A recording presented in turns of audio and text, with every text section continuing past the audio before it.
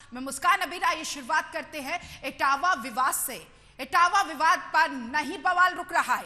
इटावा कथावाचक मामले पर यहां पर बागेश्वर बाबा ने अपने बयान दिए हैं। जाति नहीं ज्ञान देखो, बाबा बागेश्वर ने कहा सनातन धर्म प्रचार किसी जाति विशेष का नहीं है। इटावा में कथावाचक के साथ हुई छोटी और यहां पर चोटी काटने और सिर मुंडवाने जैसे घटना अब देश भर में तूल पकड़ रही है। इसी मुद्दे पर प्रसिद्ध धर्मगुरु बाबा बागेश्वर ने बड़ा बयान दिया।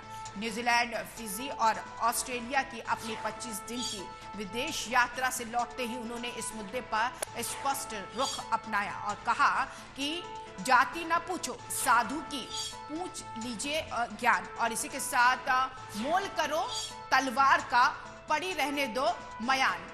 उन्होंने कहा कि सनातन धर्म भगवान और सत्संग का प्रचार किसी एक जाति का नहीं, पूरे समाज का काम है। उन्होंने साफ तौर पर कहा है कि जब तक हम जातिवाद को नहीं छोड़ते तब तक हिंदू राष्ट्र की कल्पना अधूरी है। इटावा की घटना को उन्होंने बेहद निंदनीय बताया और कहा कि अगर अपराध हुआ है तो न्याय कानून के दायरे में होना चाहिए, ना कि भीड़ के हाथों। और इसी के साथ बाबा ने नेताओं पर भी निशाना साधते हुए कहा कि जातियों में फूट डालकर नेता अपनी रोटियां सेक रहे हैं। अब समय है कि एकजुट होकर राष्ट्रवाद की राह पर चलने का। एक तरफ अखिलेश यादव इस मामले पर सरकार पर निशाना साध रहे हैं तो वहीं ब्राह्मण समाज कार्रवाई की मांग कर रहा है। ऐसा आरोप है कि यादव समाज के होने की वजह से 2 कथावाचकों मुकुटमणि और इसी के साथ संत सिंह यादव की नाराज ग्रामीणों ने चोटी काट दी।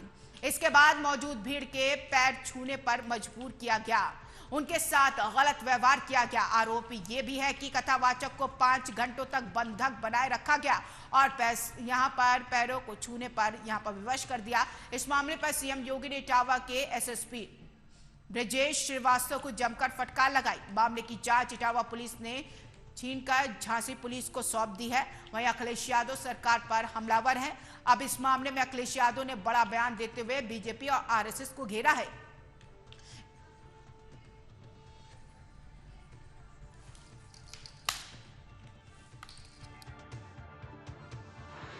इन कुछ दिनों में बहुत सी छोटी छोटी बड़ी बड़ी घटनाएं हुई। एक घटना बड़ी विचित्र हुई।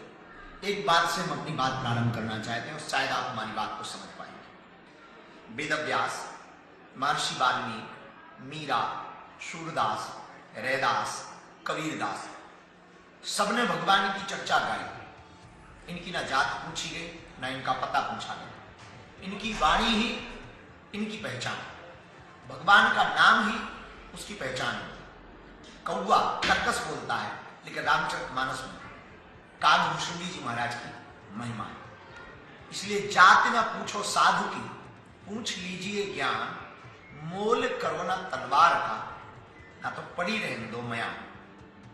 भगवान की कथा, भगवत चर्चा, सत्संग, सनातन का प्रचार किसी जाति विशेष का नहीं है। भगवत चर्चा और सत्संग, भगवान की वार्ता, भगवत कथा को कहने का अधिकार सबको है। भगवान की कथा सब कह सकते हैं, कोई इसमें दोषी नहीं, न हस्तक्षेप। इसीलिए हमारी प्रार्थना, अगर भारत को हिंदू राष्ट्र बनाना है तो क्या भारत ऐसे हिंदू राष्ट्र होगा? नहीं हो सकता। भगवान के नाम का गायन कोई भी कर सकता, कीर्तन कोई भी कर सकता। जुलाहा भी कीर्तन करता रहा, रविदास जी भी भजन गाते रहे, गुरु नानक ने भी राम के शब्द गाए हैं, राम पर चर्चा की है, मीराबाई ने भी कृष्ण के गीत गाए हैं, कबीरदास ने भी राम पर चर्चा की है, रैदास ने भी राम पर चर्चा की है। कौन ऐसा नहीं है जिसने प्रभु राम पर चर्चा नहीं की? तो जो भी घटना इटावा की हुई है निश्चित रूप से निंदनीय है, घोर निंदनीय है। अगर उसने कुछ अपराध किया ही है तो हमको तत्क्षण कानून व्यवस्था न्यायपालिका की शरण लेनी चाहिए, ना कि खुद न्यायपालिका बनना चाहिए, ताकि विद्रोह उत्पन्न ना हो, जातिवाद ना बढ़े और जो राजनेता वर्तमान में राजनीति के नाम पर रोटियां सेक रहे हैं उनको मुंह तोड़ जवाब मिल सके। अब वो अपनी राजनीतिक कास्टवाद के नाम पर रोटियां ना सेकें। भारत को हिंदू राष्ट्र बनाने के लिए कास्टवाद से ऊपर उठकर राष्ट्रवाद की ओर चलना पड़ेगा। इसी प्रकल्प को लेकर के हम आगामी 7 नवंबर से 16 नवंबर तक गांव गांव, गली गली, दिल्ली से वृंदावन तक पद यात्रा करेंगे, ताकि भारत का हिंदू जागे, जातिवाद, भेदभाव, ऊंच नीच, छुआछूत से ऊपर। इटावा मामला आपको याद होगा कि जब कथा पढ़ने के दौरान विवाद हुआ था, कहा यह गया था ये ब्राह्मण समाज से नहीं है।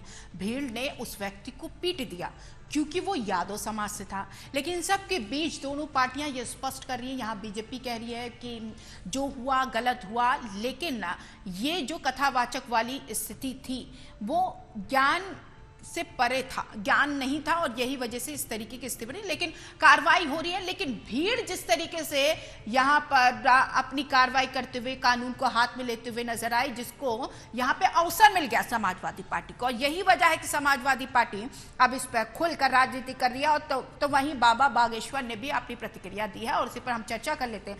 मेरे साथ दो खास मेहमान हैं।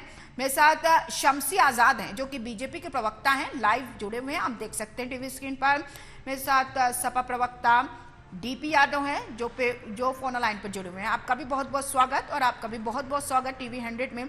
मुझे लगता है कि मुझे डीपी यादव जी से शुरुआत कर लेनी चाहिए। डीपी यादव जी, बाबा बागेश्वर कह रहे हैं कि इस इटावा में पूरे मामले में समाजवादी पार्टी राजनीति कर रही है और राजनीतिक रोटी सेकने की पूरी कोशिश कर रही है।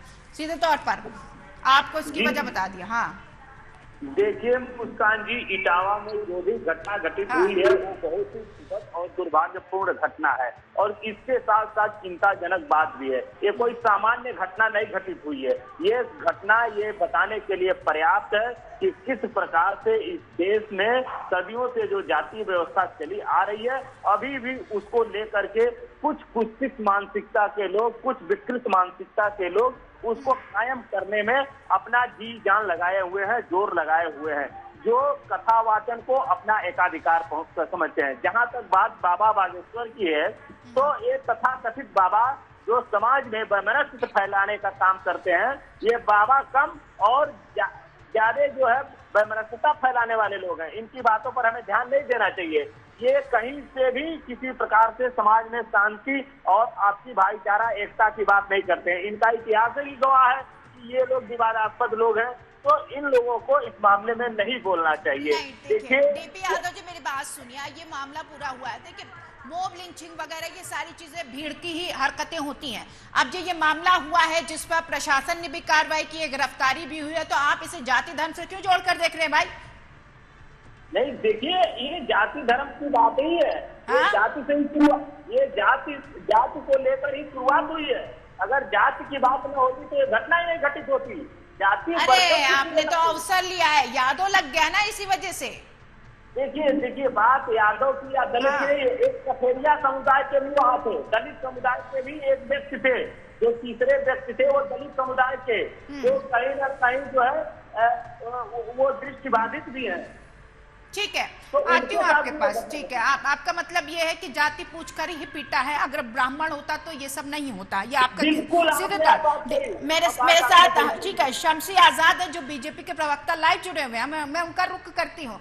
आपने सुना शम्सी जी, यहाँ पर समाजवादी पार्टी के प्रवक्ता कह रहे हैं कि जात दूसरी थी, यादव थी, इसीलिए पिटाई हुई और अमानवीय व्यवहार साथ हुआ। लेकिन बाबा बागेश्वर का कहना है कि जो यहाँ पर राजनीति हो रही है, राजनीति से परे उठकर धर्म के नाम पर नहीं, जातिवाद के नाम पर नहीं, राष्ट्रवाद के नाम पर देश चलना चाहिए। अभी बहुत ज्यादा डेवलपमेंट की जरूरत है। जी देखिए, इटावा का जो मामला है वो पूरी तरीके से समाजवादी पार्टी की राजनीति का हिस्सा है। और जिस तरीके से कथावाचक, ठीक है कि आप किसी भी जाति के हो, आपको अपना जाति, जिस तरीके से आजकल आपको पता चल रहा है कि देश में एक अभियान चल रहा है कि भाई दुकानदार भी अपना जो है जाति लिखकर बिल्कुल साफ दिखलाएं कि भाई नाम लिखें, अपना पता लिखें, ताकि लोगों में कंफ्यूजन न रहे, लोग भ्रमित न हो सके। तो वहाँ इस तरीके से कथावाचक के सहयोगी के रूप में पहुंचकर और वो भी आधार कार्ड डुप्लीकेट बनाकर, तो हमारी समझ में तो यही आ रहा है कि अखिलेश यादव जिस तरीके से लगातार गुंडे माफियाओं और बदमाशों के सहारे अब तक राजनीति हासिल किया करते थे और उसके बाद योगी आदित्यनाथ उनके मंसूबों को ध्वस्त किया, तो अखिलेश यादव को लगा कि भाई सबसे अच्छा और सबसे मुलायम चारा तो भाई हिंदुओं की आस्था से खेलना है, तो क्यों ना इसी पर कोई ना कोई राजनीति किया जाए, कोई ना कोई कांड किया जाए, कोई ना कोई ऐसा अभियान चलाया जाए जिससे जो है हमारी सत्ता वापस लौटाए। और उन्होंने ही अपने ही कार्यकर्ताओं को इस तरीके से कथावाचक के रूप में भेजा। अगर जांच कराई जाएगी तो कहीं ना कहीं से समाजवादी पार्टी का कनेक्शन इसमें भी नजर जरूर आएगा। अब बात ये आती है कि भाई चलिए ठीक है, आपको सम्मान मिला, सब कुछ मिला, लेकिन जिस तरीके से आपने समाजवादी पार्टी इस बात को क्यों छुपाने का काम कर रही है कि जो अभद्रता की है महिला से, जब उसने जो है पैर छूने की बात की तो भाई उन्होंने पैर भी छू लिया, चलो ठीक है। उसके बाद जिस तरीके से उन्होंने हाथ पकड़ने की कोशिश की, बाकायदा उसका टीवी पे बयान चला, उस स्त्री का नाम लेने की जरूरत नहीं है, और उन्होंने बताया कि किस तरीके से हमसे अभद्रता की गई। तो जब आप जो है एक वेशभूषा में रहते हुए किसी स्त्री के साथ अभद्रता करते हैं तो आदमी का संदेश। शमसे आजाद जी, ये सारी बातें तो ठीक है, लेकिन इन सब के बीच कानून व्यवस्था कहाँ गई? भीड़ को जरा भी कानून नहीं, भीड़ ने कानून को अपने हाथ में ले लिया। ये भी नहीं सोचा कि ये जो हरकतें हो रही है अमानवीय है, असंवैधानिक है। उत्तर प्रदेश की कानून व्यवस्था इसको लेकर नहीं, उसको लेकर बोलबाला है, उसके नजीर दिया जाता है। यहाँ पर भीड़ एक विशेष समुदाय समझकर, यादव समाज का समझकर पीड़ देती है, चोटी काट देती है, नाक रगड़वाती है, और इसी के साथ बहुत अमानवीय हरकतें होती हैं। तो बताइए कहां गई कानून व्यवस्था? इसी के साथ अगर आप कह रहे हो उस लेडी के साथ अगर छेड़छाड़ हुई तो उन्होंने कानूनी कार्रवाई पहले क्यों नहीं की इस पर? देखिए, उनका परिवार उनके साथ था। जब उस स्त्री ने जो है विरोध दर्ज किया तो स्वाभाविक है कि परिवार के लोग हैं आक्रोशित होंगे, गुस्सा उनको आएगा ही। और उसके बाद जब उन्होंने उसकी जांच पड़ताल की तो जब उसके बाद आदमी लगातार गलत निकलता चला आता है तो जो है भीड़ का गुस्सा कहीं ना कहीं स्वाभाविक होता है। उसके बाद योगी आदित्यनाथ के संज्ञान जब लिए तो आपको पता भी है किस तरीके से वहाँ के एसएसपी को, एसडीएम को, थाना प्रभारी को, पुलिस चौकी के वहाँ जो चौकी इंचार्ज उनको किस तरीके से 4-5 लोगों की गिरफ्तारियां भी हुई और बाकी अधिकारियों के ऊपर जो है सख्त निर्देश दिया और उनसे बाकायदा सवाल पूछा गया, उनको निर्देशित किया गया कि भाई आपके पूरी हरकतें कई घंटों तक तो चली होगी, चोटी भी कट गई, ठीक है, बंधक भी बनाया गया, तब तक पुलिस कहाँ थी भाई? इतनी सारी, ठीक है, आपके पास आती हूँ सर। तो समाजवादी पार्टी प्रवक्ता अखिलेश यादव ने पूरी तरीके से इस पर अपने कार्यक्रम को तैयार किया, आरोप सीधे तौर पर लगा रहे हैं यहाँ पर बीजेपी के प्रवक्ता। देखिए, बीजेपी के लोग जो है इस समय पूरे प्रदेश में अराजकता और भय का माहौल व्याप्त कर रहे हैं। अभी आपने देखा होगा कुछ दिन पहले जिस प्रकार से बीजेपी के एक विधायक जो गुंडों का काम कर रहे थे, एक यात्री को ट्रेन में पीटने का काम किए, उसी तो दूसरी जगह बांदा में इनके एक विधायक जो एसडीएम को पीटने का काम किए, पुलिस वालों को पीटने का काम किए। तो ये सत्ता संरक्षित गुंडे ही हैं जो दलित पिछड़ों को कीड़े मकोड़े समझ रहे हैं, उनको पीटने का काम कर रहे हैं। इटावा की घटना कोई सामान्य घटना नहीं है, ये बिना पुलिस प्रशासन और सरकार के कहीं पीडीए का फॉर्मूला मजबूत करने की कोशिश तो नहीं है समाजवादी पार्टी की? देखिए पीडीए मजबूत है। हम दलित पिछड़ों के लिए काम कर रहे हैं, जो समाज के मुख्य धारा से लोग कटे हुए हैं उनके लिए काम कर रहे हैं, सामाजिक न्याय के लिए काम कर रहे हैं। तो निश्चित रूप से भारतीय जनता पार्टी इस समय बौखलाई है, क्योंकि पीडीए ने एकजुट होकर के 2024 के लोकसभा चुनाव में उत्तर प्रदेश में भारतीय जनता पार्टी को हराने का काम किया है। तो तरह तरह के षड्यंत्र कर रही है भारतीय जनता पार्टी और तमाम तरह के हथकंडे अपनाने का काम कर रही है। आपके पास लौटती हूँ, चर्चा को जारी रखूंगी। इटावा कथावाचक पे जो अमानवीय व्यवहार हुआ है उसको लेकर हम चर्चा कर रहे थे। दरअसल यहाँ पर यादव बनाम ब्राह्मण समाज के बीच विवाद उठता हुआ नजर आ रहा है, राजनीति भी चरम पर है और इसी के साथ प्रतिक्रियाएं भी सामने आ रही हैं। हमने आपको बताया कि बाबा बागेश्वर ने किस तरीके की प्रतिक्रियाएं दी कि जिस तरीके से समाजवादी पार्टी इस पर अपना काम पूरी तरीके से कर रही है, राजनीतिक रोटी सेकने की कोशिश कर रही है। ये ना करे क्योंकि ये राष्ट्रवाद का मामला समझे, ना तो इसे जाति से जोड़ के देखे, ना ही इसे धर्म से जोड़ के देखे। ठीक है शम्स जी, मैं आपके पास आऊंगी और जो यहाँ पर ये जो मामला चल रहा है, ये तूल जो पकड़ता जा रहा है, फिर वही कहूंगी कि आखिर ये मामला क्यों आगे बढ़ रहा है, क्यों इसको लेकर राजनीति हो रही है? जिस तरीके से अखिलेश यादव ने कथावाचक के साथ जिसके साथ ये कार्रवाई हुई थी उसको कार्यालय बुलाकर बाकायदा उसको प्रेस कॉन्फ्रेंस करके, प्रेस रिलीज करके, ब्रीफिंग करके और उसको जो है बाकायदा सम्मानित किया और 21-21 हजार रुपए का पुरस्कार राशि दी गई।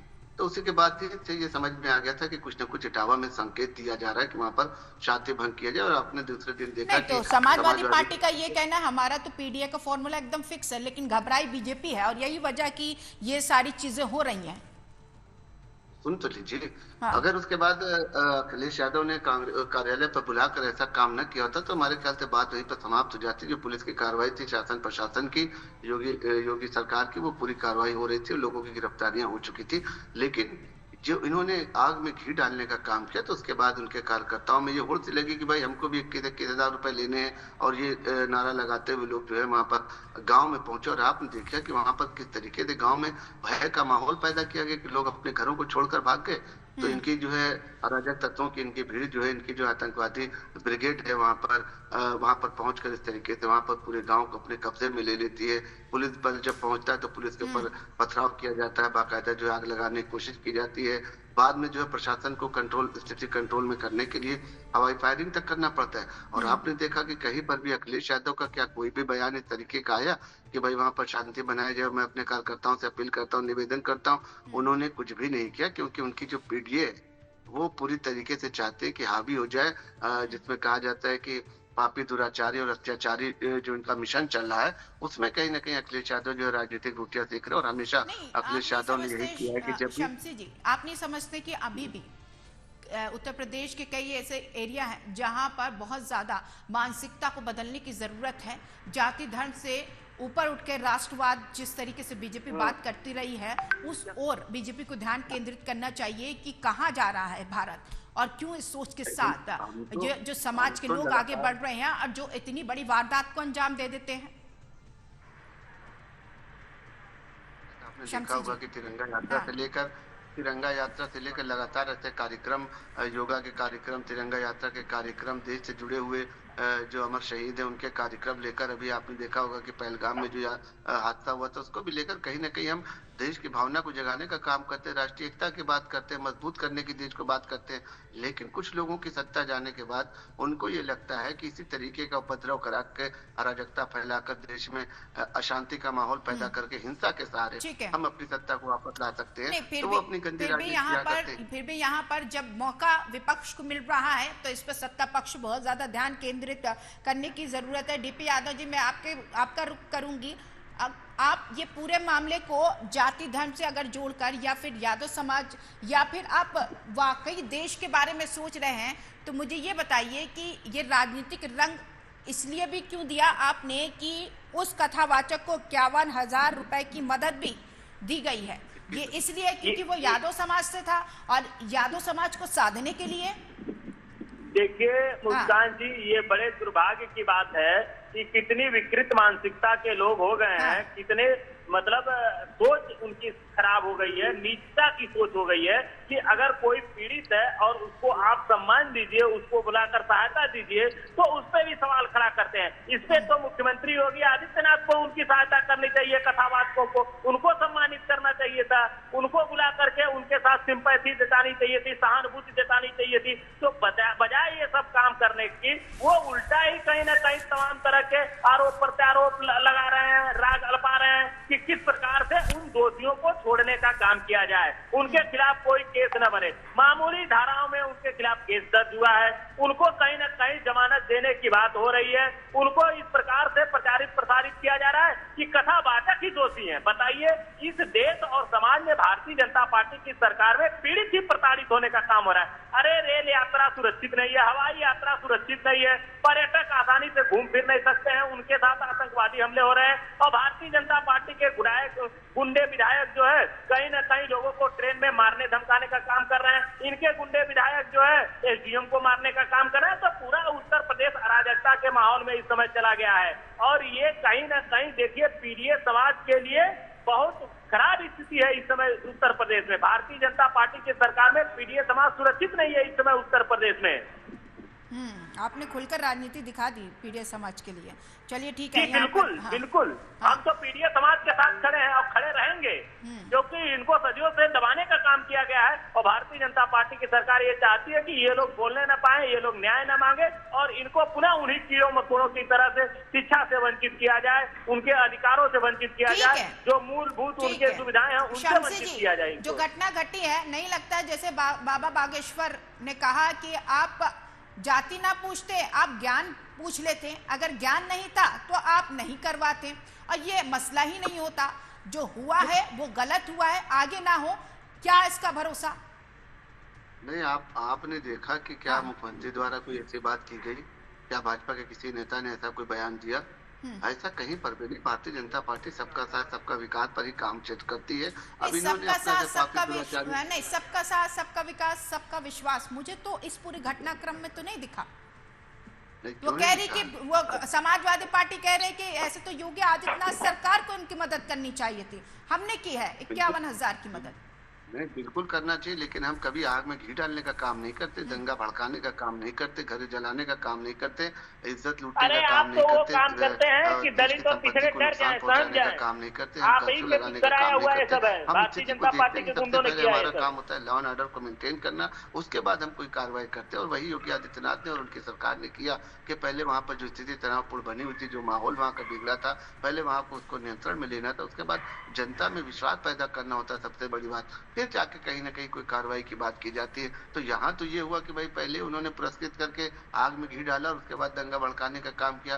तो असलियत तो ये कि अखिलेश यादव को देश की जनता से माफी मांगना चाहिए कि भाई हमारे द्वारा जो काम किया गया था उससे कहीं ना कहीं दूसरे दिन इटावा में जो है राजनीति हुई, इटावा में जो है हिंसा हुई, इसका जिम्मेदार कौन है? इसका जिम्मेदार क्या अखिलेश यादव नहीं है? क्या उनको जिम्मेदारी नहीं लेना चाहिए? और उनको तो जिम्मेदारी लेते हुए अपने पद से त्यागपत्र देना चाहिए राष्ट्रीय अध्यक्ष पद से, लेकिन वो त्यागपत्र नहीं दे सकते क्योंकि उनको पापी दुराचारी अत्याचारी का जो हाँ, पीडीए वही का फॉर्मूला मुख्यमंत्री लेकर चल रहे हैं, त्यागपत्र उस पर देंगे काम कर रहे हैं और वही लगातार वो करते चले आ रहे हैं। पीडीए का तो यही फॉर्म हो गया, चलिए ये तो ठीक सब है, ये समझ में आ रहा मामला है लोगों क्या को। है और किस तरीके से आगे बढ़ा ये तमाम पार्टियां भी समझती हैं, लेकिन राजनीति इस पर चरम पर है। बहुत बहुत शुक्रिया शमसी जी और बहुत बहुत शुक्रिया आपका भी टीपी से यादव जी, आप जुड़े और तमाम अपनी बातों को साझा किया। इन सब के बीच जो यहाँ पर इटावा में हुआ वो अभी भी इसको लेकर चर्चा में है क्योंकि राजनीति चरम पर है। अब जिस तरीके से राजनीति हो रही है उससे पर यह सोचना चाहिए कि क्या कुछ देश में हो रहा है, जाति धर्म के आधार पर कोई भी किसी को निशाना ना बनाए। और क्योंकि अमानवीय जो कृत्य होती है वो असंवैधानिक है। अब देखना यह है इस पर कैसी और किस तरह की कार्रवाई होती है।